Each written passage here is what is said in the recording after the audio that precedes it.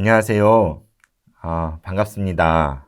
오늘 영화 묵상 제 세 번째 시간 이렇게 함께 하게 되었습니다.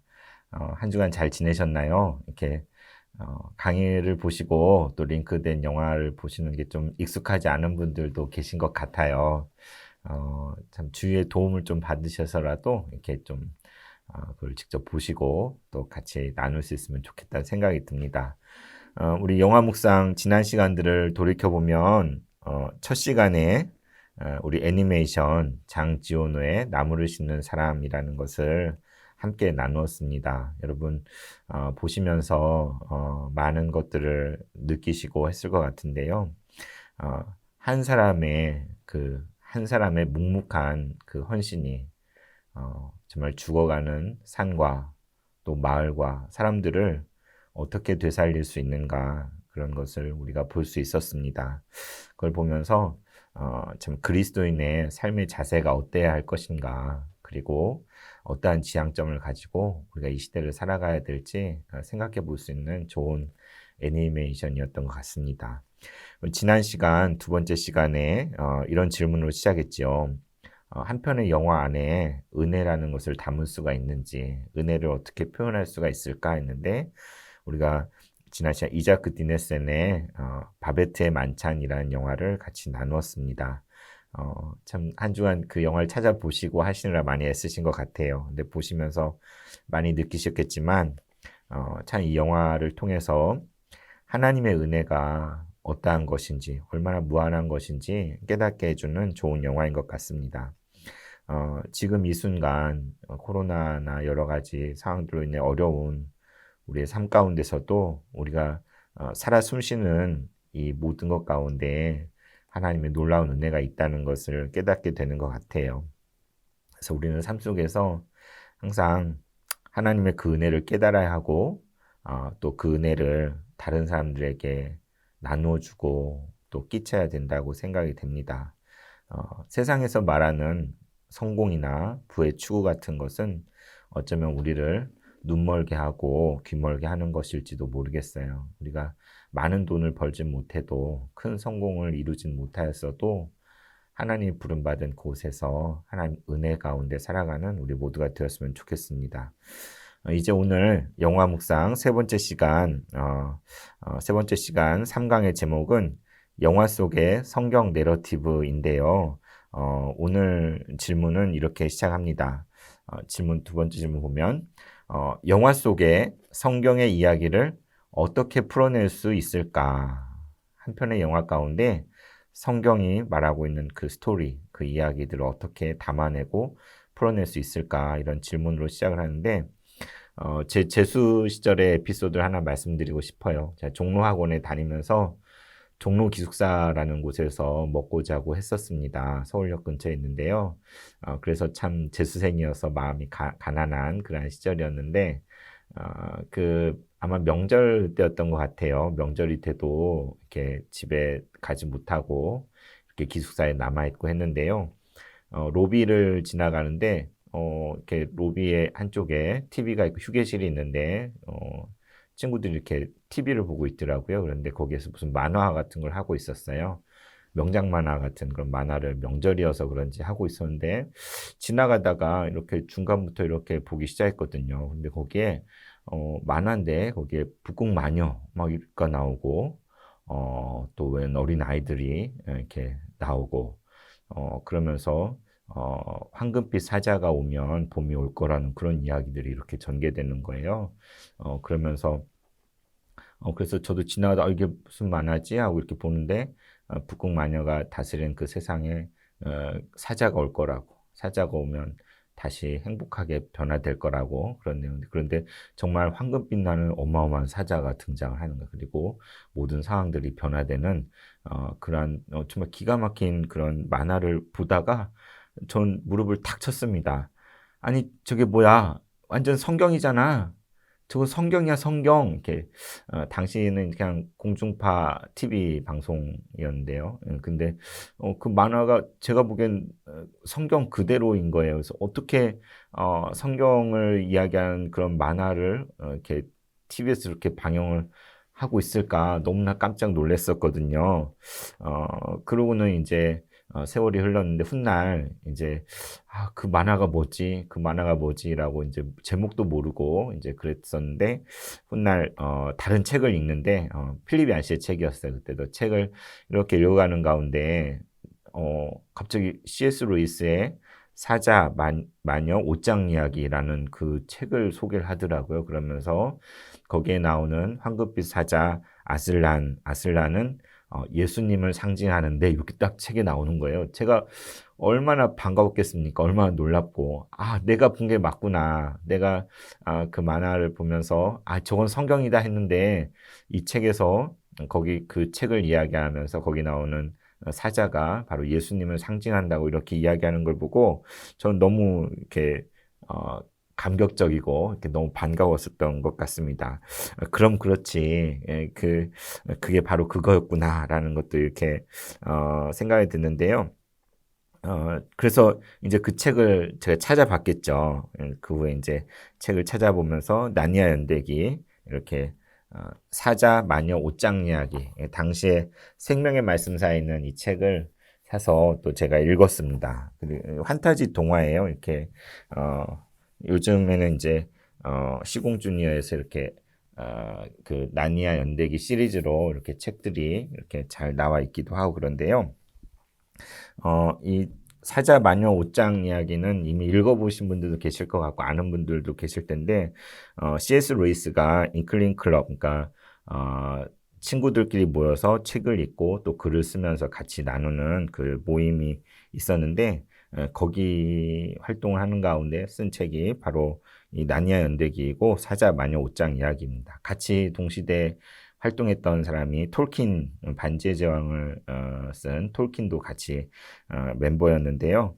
그런데 이 사자 마녀 옷장 이야기는 동화책입니다. 어린이들을 위한 책으로 루이스가 사랑하는 루시에게 이렇게 서문회하면서 이렇게 쓴 책인데, 근데 그 내용이 그대로 정말 성경의 이야기, 성경을 모티브로 해서 쓰여진 그러한 동화이고 판타지 이야기지만 정말 성경 이야기가 고스란히 그 안에 담겨져 있는 것이죠.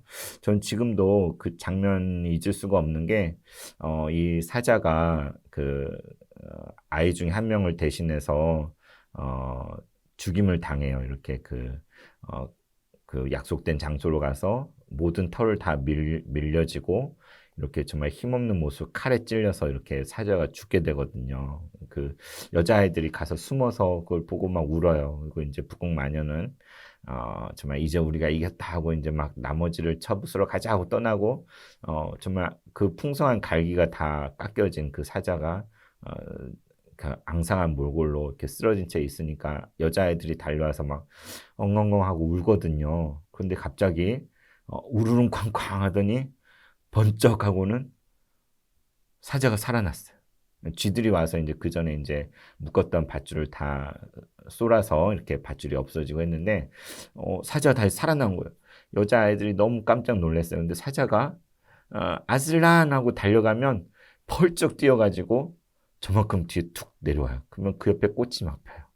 그럼 아이들이 또 다 뭐지 하고 또 사자를 향해서 아슬란 하고 달려가면 또 사자가 펄쩍 뛰어서 이만큼 떨어져서 탁 내려오면 거기에 또 꽃이 쫙 피고 아이들이 또 가면 또 펄쩍 뛰어가지고 사자가 내려오고 거기 꽃이 피고 그러니까 그 사자하고 아이들이 노는 거죠. 놀고 장난치고 그러한 장면인데 책에서도 그것을 얘기하고 있지만 참 그 만화로 봤던 그 장면이 정말 제 뇌리 속에 깊이 박혀 있습니다. 그래서 참 사실 그때 한시가 급한 상황이거든요. 북극 마녀 무찌르러 가야 되는데 그 부활한 다시 살아난 사자와 어린아이들이 이렇게 그렇게 숨바꼭질 하듯이 노는 그러한 장면이 떠오르는데요.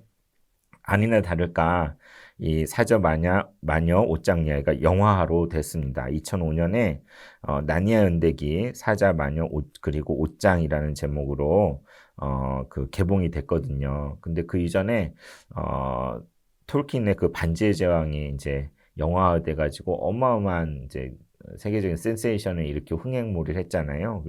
그래서 그 반지의 제왕의 흥행의 영향으로 이제 동시대에 있었던 C.S. 루이스의 이제 나니아 연대기로 영화가 됐는데 뭐 반지의 제왕 같이 그렇게 흥행을 하지는 못했죠. 근데 이어서 연대기 2 캐스피언의 왕자가 2008년에 또 영화가 되었고, 그리고 세 번째 새벽 출정 후의 항해라는 영화 2010년도 이렇게 또 영화가 됐습니다. 그래서 참 C.S. 루이스가 동화로 이 책을 썼고 이게 영화가 된 것이지만 그 안에 정말 성경의 스토리가 고스란히 담겨져 있거든요. 그래서 집에 아이들이나 자녀들 또 손주들이 있다면 이 영화를 같이 보는 것도 참 좋겠다는 생각이 듭니다. 그래서 아이들과 함께 보면서 이것을 신앙 교육적으로 이렇게 잘 활용할 수도 있겠다라는 생각이 들어요. 이처럼 이렇게 영화 속에 성경의 이야기를 녹여내는 것들이 불가능하지 않은데요. 정말 오늘 소개하려는 영화는 성경의 내러티브, 그 모티브를 그대로 가져온 영화. 정말 그런 영화를 소개하고자 합니다. 바로 너무나 유명한 쇼생크 탈출입니다. 여러분 아마 이 강좌를 수강하는 분들이면은 이 영화를 한 번쯤은 다 보셨을 것 같기도 해요. 그 옛날에 보셨을 수도 있겠다. 아직 못 본 분도 계실 것 같고, 근데 저는 이 영화를 보고서도 정말 사자 마녀 옷장 이야기를 봤을 때, 처음 접했을 때 못지않은 그런 놀라움과 흥분을 경험했습니다. 뭐 이 영화 뭔지 모르고 봤거든요. 근데 이 영화도 개봉 시 전혀 흥행을 하지 못했어요. 그런데 그 이후에 보석처럼 발견되어서 지금도 빛나고 있는 영화가 바로 쇼생크 탈출인데요. 영화 개요를 잠깐 말씀드리면 드라마에 속하고 1995년에 개봉이 됐습니다. 2시간 20분가량의 시간이고요.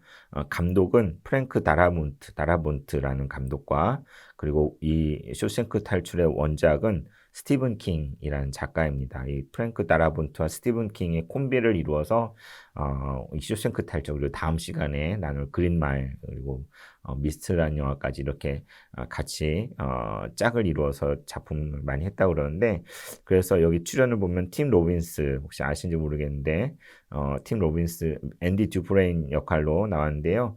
제가 듣기로는 아주 독실한 캐톨릭이라고 들었어요. 그러니까 독실한 캐톨릭이란 말은 이제 천주교에 속해 있는데 복음을 알고 있는, 그러니까 정말 복음의 진리를 간직하고 있는 그러한 크리스찬이 아닐까 저는 그렇게 생각하는데요. 그리고 아주 유명한 모건 프리먼이 레드라는 역할로 나오고요. 그 다음에 노튼 소장 악역으로 나오는데 밥 건튼이라는 배우가 이 영화에 나옵니다. 그래서 이 영화 쇼생크 탈출의 원작자인 스티븐 킹을 잠깐 말씀드리면 1947년생이고, 이 스티븐 킹은 미국에서 공포, 호러물, 그다음 초자연, 서스펜스, 과학 및 환상 소설의 작가이자 극작가, 칼럼니스트, 영화 제작자, 감독, 뭐 음악가, 뭐 별별 그게 다 붙어 있는데, 정말 호러 소설 저는 접해보지 못했어요. 여러분 가운데 혹시 공포 소설 같은 걸 좋아하시면 스티븐 킹을 너무나 잘 아실 텐데, 호러 소설로 너무나 잘 알려져 있어서 3억 5천만 부가 넘는 판매 부수를 기록하고 있고, 별명이 호러 킹이래요. 이 무서운 소설을 얼마나 많이 썼는지 호러 킹이라고 그러는데, 그가 한 많은 소설들이 영화, TV 드라마, 만화로 이렇게 만들어졌대요. 그래서 때로는 리처드 바크만이라는 필명으로도 이렇게 책을 내기도 했는데, 지금도 창작 활동을 하고 있다고 합니다. 인터넷에 한번 들어가 보시면 스티븐 킹에 대한 소개가 나와 있는데, 참 아이러니한 것은 이렇게 호러 킹이라고 불리는 이 스티븐 킹이 쓴 책인데, 뭐 보면 정말 놀라운 글쟁이에다 작가라고 할 수 있는데, 호러 소설 전문 작가가 이 쇼생크 탈출이라는 이 원작도 이렇게 썼다는 거예요. 뭐 여러분 혹시 영화 미저리, 그런 것도 다 스티븐 킹의 작품이라고 하더라고요. 한 40여 편이 영화로 제작이 됐는데 미국에 아주 인기 있는 그런 작가입니다. 그런데 이 쇼생크 탈출의 원작자도 바로 스티븐 킹입니다. 그래서 이 쇼생크 탈출에 대한 먼저 이제 소개를 좀 드리면, 팀 로빈스 주연의 영화 쇼생크 탈출의 원작은 리타 헤이워드와 쇼생크 탈출인데 스티븐 킹의 작품인데요. 봄, 여름, 가을, 겨울 4개 시리즈로 이렇게 쓴 작품 중에 하나예요. 그래서 여기 이제 봄, 여름, 가을은 공포 장르가 아닌데 이 이야기는 희망의 봄에 해당하는 원작이고 그 내용을 보면 억울한 누명을 쓰고 쇼생크 감옥에 수감된 앤디 듀프레인이라는 사람이 그 인권의 사각지대인 교도소 내부에서 경험하는 일들, 그가 감옥에 장장 19년이나 수감되어서 그 안에서 절망적으로 살다가 마침내 기적적으로 이렇게 자유를 찾게 된 그러한 내용이 바로 이 쇼생크 탈출입니다. 그래서 1995년에 아카데미 7개 부분에 노미네이트가 됐는데 상은 하나도 못 받았어요. 왜냐하면 그해 포레스트 검프나 펄프 픽션 같은 그러한 너무나 유명한 영화들이 다 똑같은 해에 나왔대요. 그래가지고 그 상은 받지 못했는데 그런데 이 쇼생크 탈출은 한국인이 뽑은 가장 감동적인 영화 1위를 차지하고 있고요. IMBD라고 아마존 영화 정보 사이트에서도 역대 최고의 영화로 뽑혀 있고 네이버 역대 영화 평점도 1위이고 왓챠 1위, 또 평론가들 평가에서도 1위로 이렇게 인정되고 있는 그러한 작품이 바로 쇼생크 탈출입니다. 그래서 어마어마하게 이렇게 많은 사람들에게 감동을 주고 가장 감동적인 영화로 이렇게 일컬음받는 그러한 영화인데요. 그 줄거리는 영화 이미 보신 분들은 대충 아실 거예요. 뭐냐면 총망받던 은행 부지점장이었던 앤디가 그 자신의 아내와 또 정부를 살해했다는 혐의로 실제로 죽이진 않았죠. 살해했다는 혐의. 근데 이제 처음에 죽였는지 안 죽였는지 안 나와요. 이렇게 그런데 살해 혐의로 종신형을 받고 쇼생크라는 감옥에 이제 수감이 돼요. 그래서 어떻게 잘 나가던 사람이 그런 극악무도한 범죄를 저질렀나 이렇게 생각이 되는데 그는 이제 감옥에 가서 짐승 취급을 당하거나 개죽음 당하는 그런 재수자들의 모습을 보게 됩니다. 그래서 그곳에 정말 기가 막힌 상황에 적응하지 못하고 힘겨워하고 고통받았는데 그런데 이제 그 안에서 레드라는 사람을 만나게 돼요. 흑인 레드, 모건 프리먼이 역할을 했는데 그 레드라는 사람과 친해지면서 친구들도 사귀고 이제 그 안에서 이제 적응을 해가는 거죠. 그런데 이제 앤디는 원래 은행 부지점장이었잖아요. 그래서 금융 쪽에 대한 부분의 지식이 많은 그런 엘리트였기 때문에 그 안에서 어떻게 하다가 간수들의 그 세금 면제를 돕는 비공식 회계사 역할을 하게 됐어요. 그리고 마침내 그 노튼 소장의 검은 돈까지 관리해주게 되었습니다. 그래서 그런데 그 대가로 대신에 교도소 안에 많은 좋은 변화들을 일으키는데 앤디가 역할을 하지요. 그런데 그 무렵에 신참내기 재소자 토미라는 사람 청년이 있었는데 그를 통해 앤디가 누명을 썼고 무죄라는 것을 알게 되었어요. 알게 되었는데 노튼 소장은 앤디가 필요하잖아요. 그래서 이걸 숨기기 위해 토미를 죽이고 또 앤디를 독방에 가두고 이렇게 하는 그런 내용들이 나옵니다. 그래서 이런 절망적인 상황 속에서 앤디가 기적처럼 그 불가능한 곳에서 탈출에 성공하여서 자유로운 삶을 이렇게 누리게 되는 그런 내용이 이제 전반적인 내용인데요. 이 영화 관련해서 제 군대 시절 에피소드를 말씀드릴까 합니다. 하루는 이렇게 훈련을 나갔어요. 훈련 나가서 야외에서 또 저희 그 보초를 서게 됐는데 저희 내무반 인원이 아니고 이제 떨어진 데 있는 그러니까 그렇게 잘 알지 못하는 그런 후임병과 이렇게 한 3시간 정도 넘게 이렇게 야외에서 보초를 서고 있었어요. 근데 그 후임병이 이렇게 보초를 서니까 할 게 없잖아요. 이렇게 이런저런 이야기를 하는데 저한테 묻는 거예요.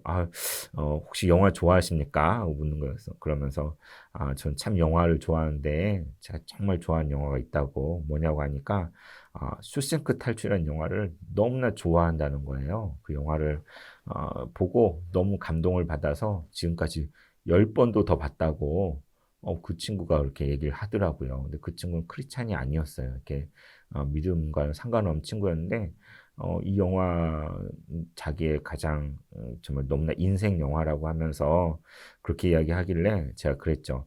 혹시 그 영화가 뭘 얘기하고 있는지 무슨 내용인지 아느냐라고 이렇게 얘기를 했더니 글쎄요. 그러길래 그건 바로 성경 이야기라고 성경을 말하고 있는 영화라고 하면서 이제 그때부터 쭉 그 영화의 스토리와 내용 가운데 그게 왜 성경의 내용인지를 이렇게 쭉 설명을 해줘서 그 친구가 너무나 놀라했던, 아, 정말이냐고 이렇게 놀랐던. 그러니까 그래서 이제 전도 아닌 전도를 제가 했었는데요.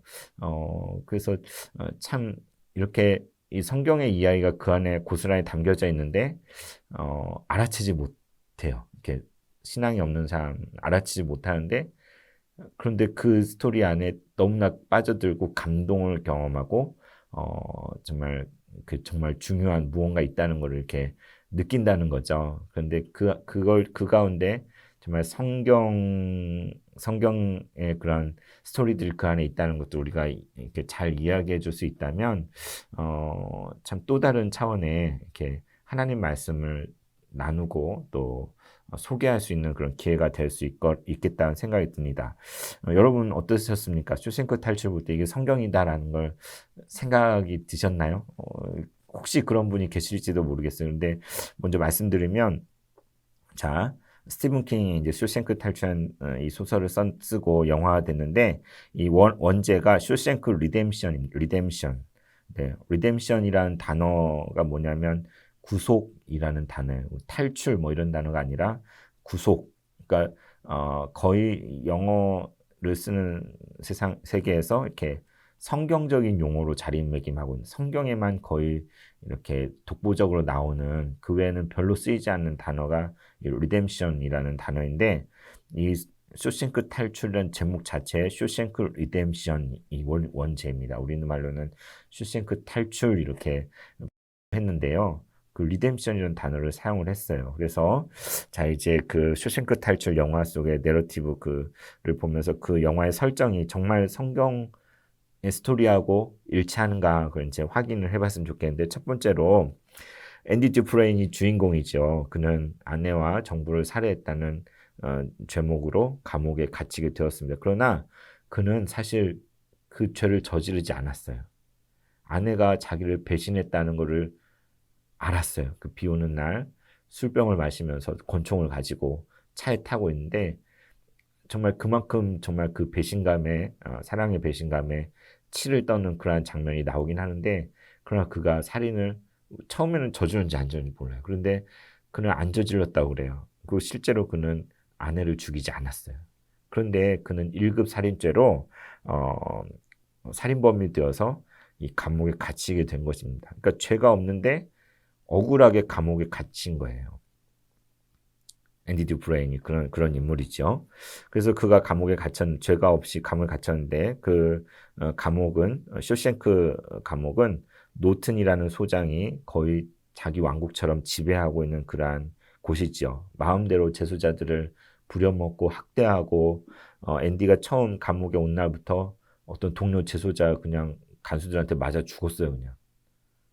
막 그러고도 한마디도 할 수 없는 인간 이하의 취급을 당하는 그러한 세상인 거예요. 그러니까는 죄와 사망이 지배하는 이 세상에 대입을 해볼 수가 있습니다. 그 가운데 살아가는 재소자들은 정말 인간 이하의 삶을 살고 있는 거죠. 짐승 취급을 받으면서 정말 굴욕적인, 그 안에서 적응하면서 정말 비굴하게 눈치 보면서 자유가 없이, 그리고 그 자기들끼리 서로 나쁜 짓을 하기도 하고 하면서 그 안에서 그렇게 살고 있는 거예요. 그리고 또 하나 특징적인 것은 거기 있는 재소자들은 전부 다 나는 억울하다 그래요. 나는 억울하다. 나는 죄가 없어요. 나는 잘못한 게 없어요. 나는 결백한데 정말 억울하게 지금 여기 감옥에 와 있어요. 라고 다들 그렇게 자기를 변명을 합니다. 그러나 그들은 사실 다 죄가 있거든요. 다 실제로 잘못을 저지르고 죄가 있어서 지금 그 감옥에 와 있는 건데, 자기들은 잘못이 없다고, 죄가 없다고 이야기해요. 그 안에 진짜로 죄가 없는 사람은 딱 한 사람이 있습니다. 그 사람 바로 앤디 듀프레인이죠.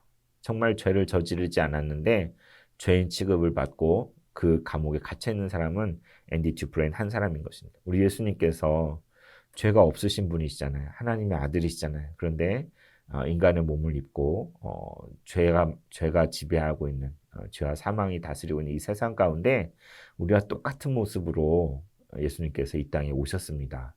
바로 그 내용이 이 영화의 그런 내용과 이렇게 맞아 떨어지는 거죠. 그래서 앤디 듀프레인도 그 이 감옥 안에서 많은 고통을 겪고 고생을 합니다. 그런데 그가 그 안에서 그냥 고분고분하게 다른 죄수들처럼 살지 않아요.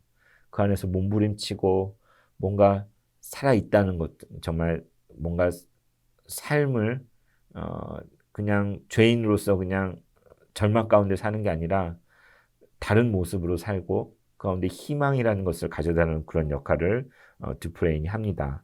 어떤 장면들이 있냐면 정말 다른 죄수들에게 시원한 맥주를 먹을 수 있도록 이렇게 만드는 그런 상황을 듀프레인이 만들기도 하고 또 방송실이 있는데 거기에 몰래 들어가서 그 음악을 틀어요. 교도소 안엔 그런 음악이 전혀 울린 적이 없는데 피가로의 결혼에 나오는 그러한 노래를 이렇게 트는 것을 볼 수가 있습니다. 한번 제가 들려드릴까요?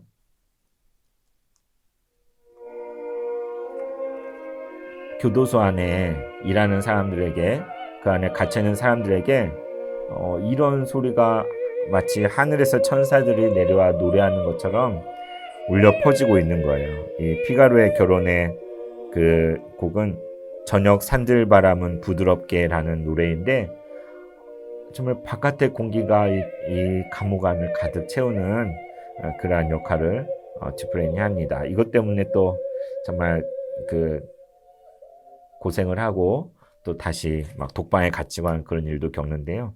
그리고 또 그곳에 도서관이 조그맣게 있었는데 정말 재소자들이 책을 읽을 수 있도록 정말 도서관을 활용할 수, 뭐 바깥의 사람들처럼 그렇게 뭔가 자유를 경험할 수 있도록 도서관을 이렇게 잘 하는 일에도 듀프레인이 많은 역할을 합니다.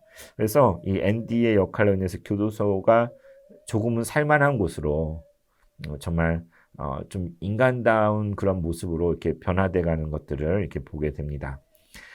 예수님께서 이 땅에 오셨을 때 예수님의 사역으로 말미암아 정말 새로운 공기가 정말 그곳을 짓누르고 있던 모든 죄와 사망의 어두움들이 물러가고 천국 복음이 선포됐었잖아요. 마치 그런 것과 비슷한 것이죠. 네, 그리고 이제 이어서 정말 아까 잠깐 말씀드린 대로 우리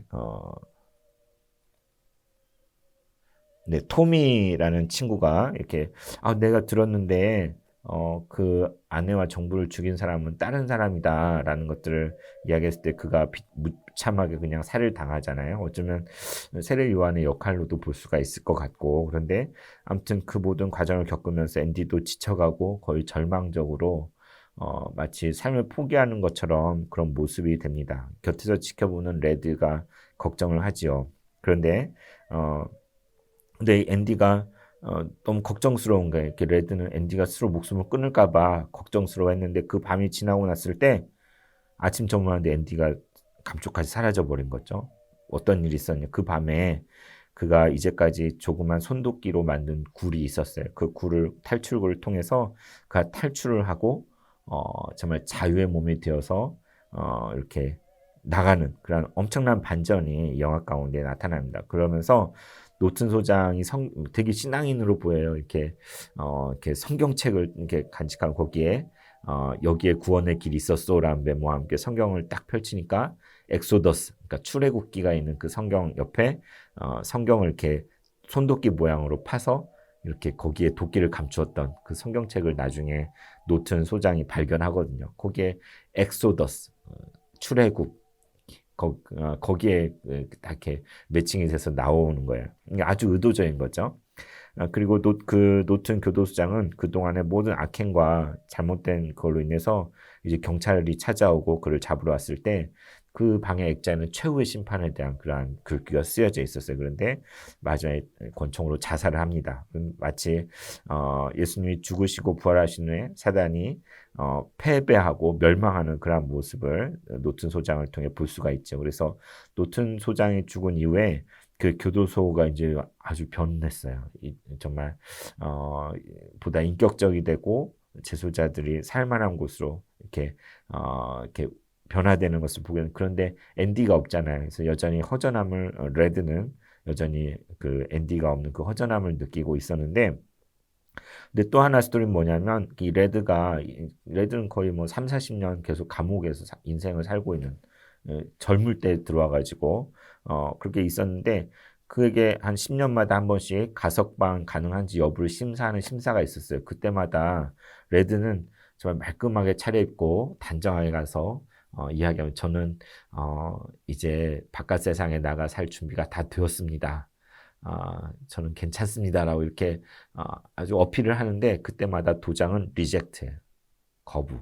안 된다. 안 된다.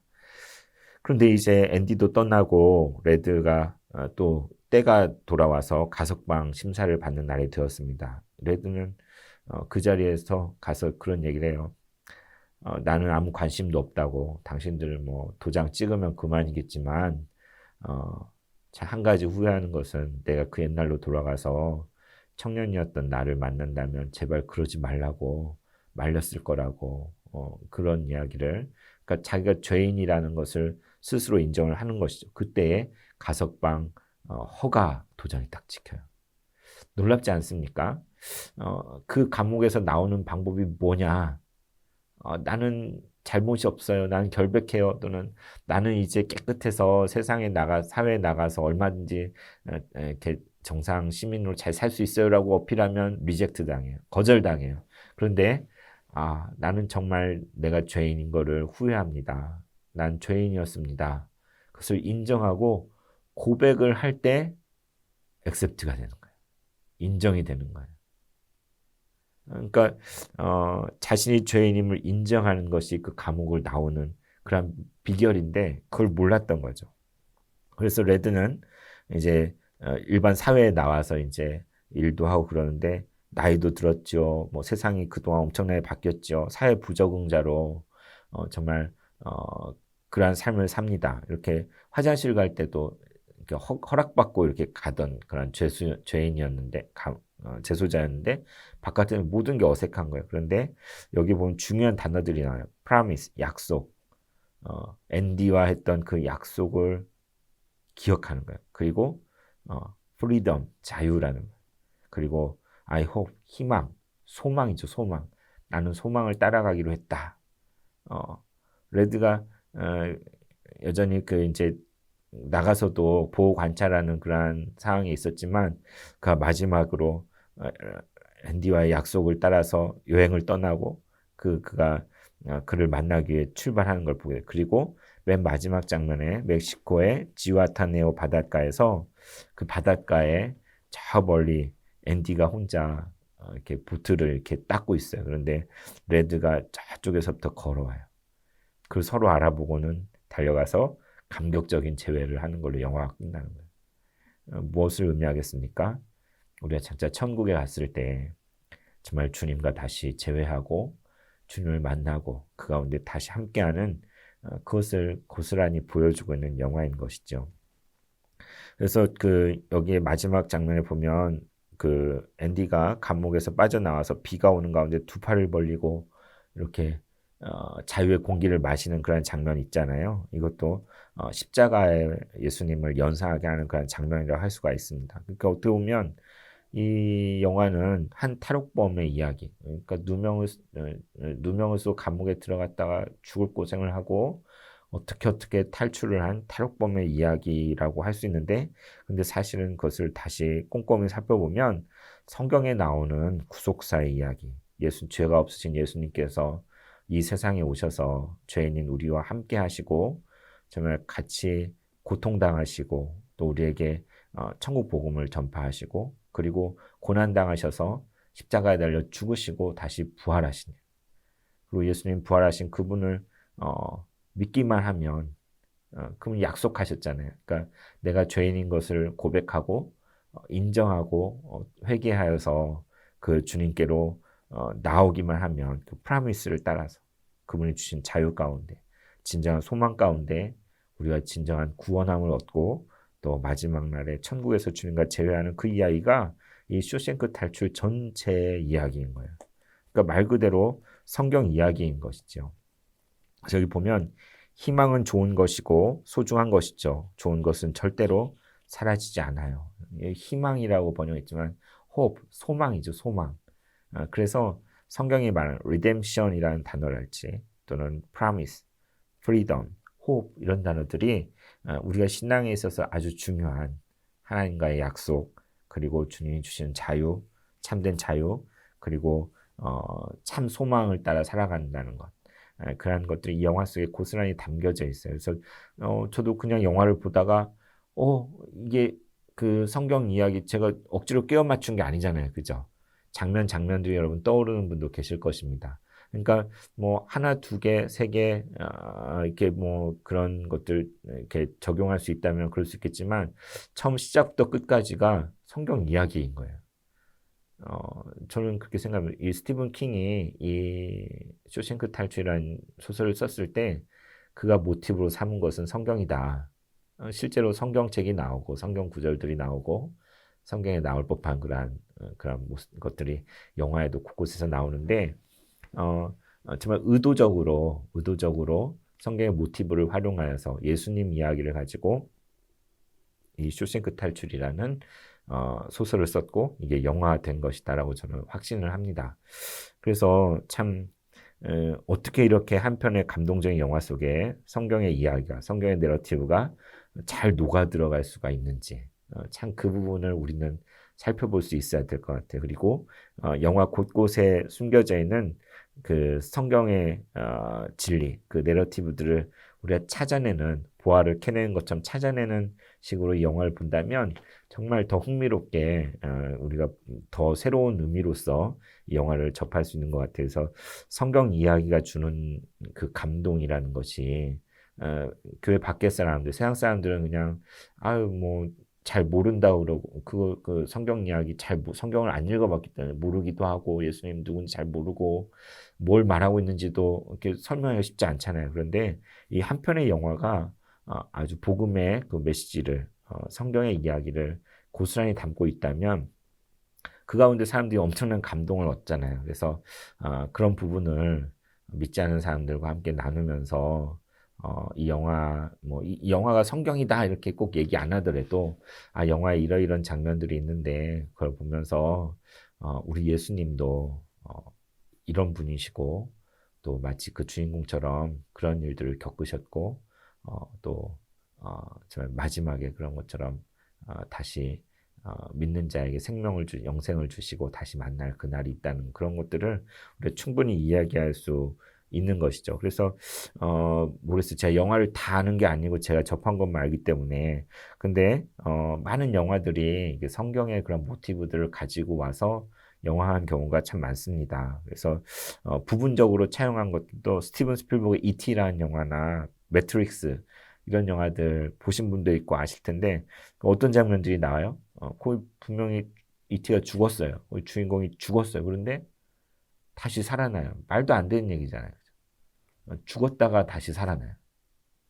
이거는 다 어떻게 보면 예수님이 죽으시고 부활하신 그 사건을 가지고 그것들을 영화 속에 차용을 했는데 그것들이 사람들의 거부감이 없이 받아들여지고 또 감동으로서 참 놀라움으로써 이렇게 다가가는 것들을 보게 됩니다. 그래서 참 같이 쇼생크 탈출한 영화를 전에도 보셨겠지만 이번 기회에 다시 보시면서 이 영화 속에 정말 성경의 내러티브가 이렇게 가득 담겨져 있구나라는 것들을 여러분 스스로 한번 찾아보시고 발견해 보시고 그 감동을 누리고 또 나눌 수 있는 그런 은혜가 있었으면 좋겠습니다. 그래서 영화 그 인터넷 링크 주소 이렇게 유튜브에는 구매 4,000원 되어 2,200원 돼 있고요. 이제 개인 주소는 이제 뭐 이렇게 무료로 볼 수 있는 그런 주소를 제가 어떻게 찾아가지고 링크해 드린 건데요.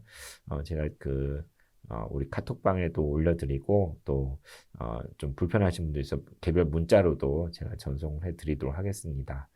네, 이번 한 주간도 좋은 영화와 함께 또 하나님의 말씀 가운데 새로워진 여러분 모두가 되기를 바랍니다. 감사합니다.